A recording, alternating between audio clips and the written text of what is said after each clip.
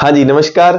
आज अपने करने जा रहे हैं राजस्थान की जलवायु से संबंधित जो एक ट्रेंडिंग प्रश्न रहता है, समवर्षा रेखाएं कौन सी कहाँ। और सामान्यतः है अगर बोर्ड की कोई जिसके पेपर बोर्ड द्वारा करवाए जाते हैं उन बुक्स में ज्यादातर ये दिया भी नहीं जाता।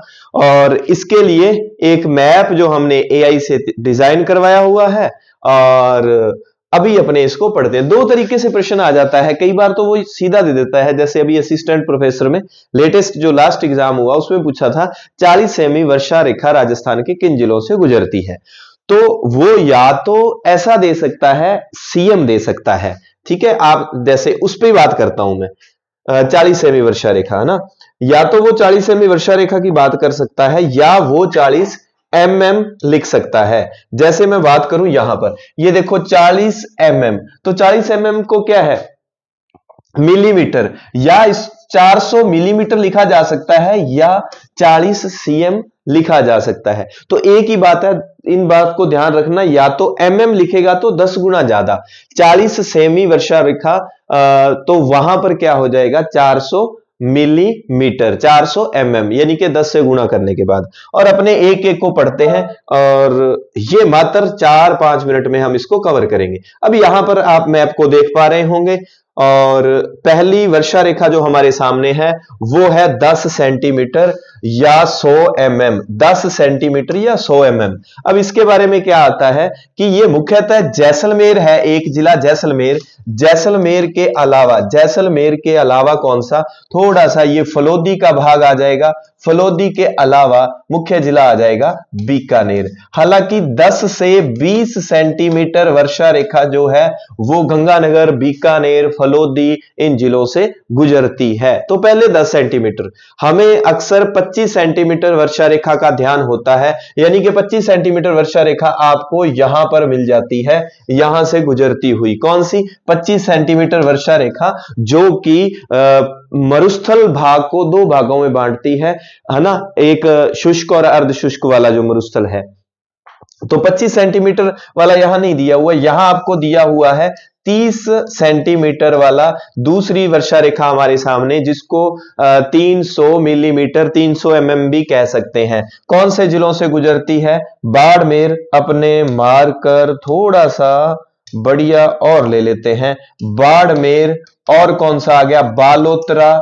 एआई ने काम किया है तो थोड़े से जिलों के नाम उटांग कर दिए उसने, जोधपुर, थोड़ा सा नागौर का भाग, और बीकानेर भी थोड़ा सा आ जाता है इसमें, चूरू, चूरू के बाद हनुमानगढ़। तो ये होगी 300 सेंटीमीटर 30 सेंटीमीटर समवर्षा रेखा, हनुमानगढ़, चूरू, नागौर, जोधपुर, बालोतरा, बाड़मेर इन जिलों से गुजरती है। अभी असिस्टेंट प्रोफेसर एग्जाम में आई थी 40 सेंटीमीटर वर्षा रेखा, झुंझुनू जिला हो गया, सीकर जिला हो गया, यही ऑप्शन में दिए हुए थे कि 40 सेंटीमीटर समवर्षा रेखा राजस्थान के किन जिलों से गुजरती है, तो उसमें सीकर और झुंझुनू ऑप्शन में था। कोई भी समवर्षा रेखाओं को, या आप परिवहन में पढ़ें, कोई राष्ट्रीय राजमार्ग को पढ़ रहे हो, शुरुआत वाले और एंडिंग वाले आपके दिमाग में हो, बीच वाले सेट हो जाते हैं। हालांकि एग्जामिनर बीच वाले जिलों से गड़बड़ करवाता है जब हम परिवहन की बात करते हैं। तो झुंझुनू, सीकर, डीडवाना, कुचामन और नागौर आई गया आपका। फिर आ जाता है पाली, पाली के बाद आ जाता है जालोर, जालोर, पाली, नागौर, डीडवाना, कुचामन और सीकर और झुंझुनू इन जिलों से 400 मिलीमीटर या 40 सेंटीमीटर समवर्षा रेखा गुजरती है। फिर उसके बाद आ गई 50 सेंटीमीटर वर्षा रेखा, जो राजस्थान को दो भागों में बांटती है। तो इसमें वही जिले आपके आ जाते हैं, सीकर, झुंझुनू, सीकर, अजमेर, और उसके बाद आ गया ब्यावर, नया जिला ब्यावर। तो ब्यावर के बाद आ गया पाली, पाली के बाद आ गया सिरोही।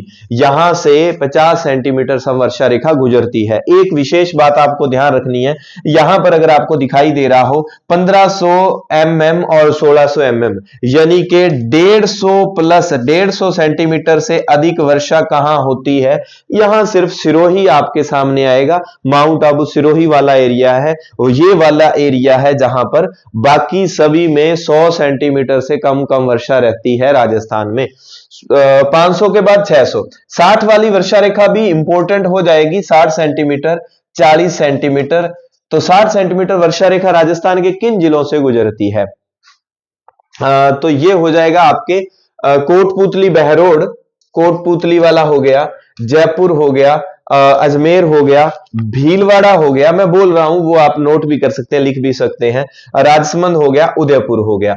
तो उदयपुर, राजसमंद, भीलवाड़ा, अजमेर, जयपुर, कोटपुतली, बहरोड, ये अपने जिले हो गए 60 सेंटीमीटर। देखो 50 से एक इधर वाली और एक इधर वाली आपको अच्छे से याद रखनी है। हालांकि नाथ जो आपको हरिमोहन सक्सेना साहब हैं उनकी बुक में, हिंदी ग्रंथ अकादमी में ये मिल जाएगा कि 40 सेंटीमीटर समवर्षा रेखा राजस्थान को दो भागों में बांटती है।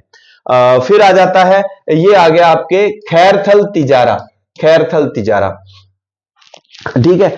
उसके बाद आ गया 60 के बाद आ गया 70 सेंटीमीटर समवर्षा रेखा राजस्थान को धौलपुर जिला, करौली जिला, सवाई माधोपुर जिला, और उसके बाद हो गया आपका टोंक, टोंक आ गया, टोंक के बाद आपका आ गया इधर भीलवाड़ा, भीलवाड़ा के बाद चित्तौड़, चित्तौड़ के बाद आपका आ गया नया जिला सलुम्बर, सलुम्बर के बाद आ गया डूंगरपुर, डूंगरपुर, सलुम्बर, चित्तौड़, टोंक, सवाई माधोपुर, करौली, धौलपुर, भरतपुर, ये एरिया में 70 सेंटीमीटर, यानी कि जब राजस्थान में सबसे पहले सूरज प्रवेश करता है वहां से 70 सेंटीमीटर वर्षा रेखा शुरू होती है, सूर्य की एंडिंग में 10 सेंटीमीटर समवर्षा रेखा गुजरती है।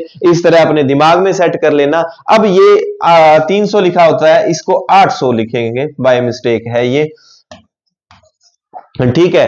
तो 800 सेंटीमीटर समवर्षा रेखा राजस्थान में कहां से गुजरती है? तो ये आपका करौली, सवाई माधोपुर, करौली, सवाई माधोपुर, बारां, कोटा, और इसके बाद आ गया चित्तौड़, चित्तौड़ के बाद प्रतापगढ़, प्रतापगढ़ के बाद बांसवाड़ा, यहां से 800 सेंटीमीटर वर्षा रेखा चित्तौड़, प्रतापगढ़, बांसवाड़ा, कोटा, सवाई माधोपुर, बारां, करौली, यहां पर हो गई आपके 80 सेंटीमीटर वर्षा रेखा। ये अलग ही दो जिले बने हुए हैं आपके सामने, बांसवाड़ा, प्रतापगढ़, झालावाड़, ये अच्छे से याद रख लेना, बांस, प्रताप और झाला, यहां पर आपको मिलती है 90 सेंटीमीटर समवर्षा रेखा या 900 मिलीमीटर समवर्षा रेखा। 150 से ऊपर सिर्फ सिरोही है, बाकी सब में देख लो 90 के जस्ट ऊपर वाला जो एरिया है वहां पर 80, फिर 70, फिर 60। 60 वाला कौन सा हो गया? यहां पर कोटपुतली, बहरोड, जयपुर वाला, ये इसको थोड़ा सा स्क्रीनशॉट लेके आप एक दो बार खाली मैप में अगर भर लें, आपके समवर्षा रेखाएं, आपकी बुक में अगर वायुदाब रेखाएं दी हो, लगभग 6 वायुदाब रेखाएं हमें अच्छे से याद रखनी होती है, दी हो तो देख लेना, अन्यथा कोई बात नहीं, 3rd ग्रेड के लिहाज से तो इतना ही काफी है। मिलते हैं नई शॉर्ट वीडियो के साथ, ठीक लगे तो चैनल को सब्सक्राइब कर लें। धन्यवाद, जय हिंद, जय भारत।